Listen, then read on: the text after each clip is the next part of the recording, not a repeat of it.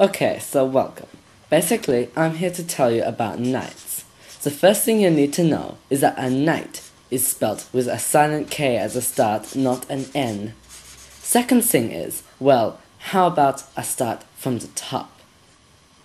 So, basically, King William the Conqueror, that's me, comes in when nobody's watching and goes, "Hey yo, I kinda like this place, so I'm gonna make it better." So he goes and creates the feudal system, which basically says that the king gets everything he wants while everyone else gets bits and pieces. Make sense? So, here's the feudal system. It starts at the top with the king. He distributes England out into sections. To each one is given a tenant-in-chief. In return for the land, they swear an oath of loyalty to the king and provide the knights to fight battles with. The knights are given a portion of the land too. Which brings us to the next level, the knight. He owns the manor of a town, which is basically a big house. He is rich and well fed, but not always as healthy as the peasants, who eat a few more fruit and veg than the knights. Instead, they ate things like roast pigs, which have lots of fat. Plus, they didn't see much action very often. In return for the lovely house and land, he provides money and service in the king's armies. Then we have the farms. The peasants rent the farms from the knight. Then they work on them, and each harvest they pay their rent with the crop they produce. Simple. Not really.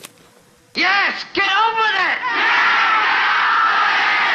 Get on with it! Knights. They're awesome. To be a knight, you had to train young and you had to train hard. Your 10-year or so journey to knighthood started at the age of 7. That's how old you were in grade 1.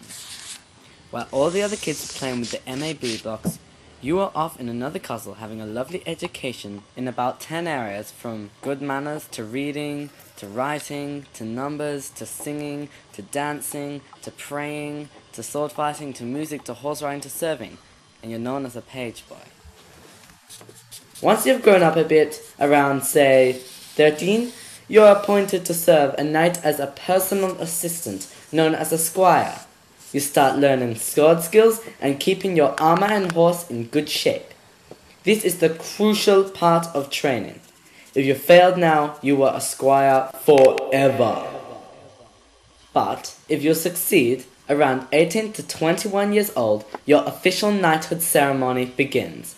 You take a bath and would then make confession, as you might do today. Then you would spend a whole night praying to God for guidance throughout the ceremony. Next morning, you go and get dressed in white. White symbolizing cleanliness. You enter the church and kneel before the priest and the knight that trained you. You get tapped on the shoulders 3 times with a sword, representing the Holy Trinity. The priest says a few words and BAM! You're ready for some full-on night action.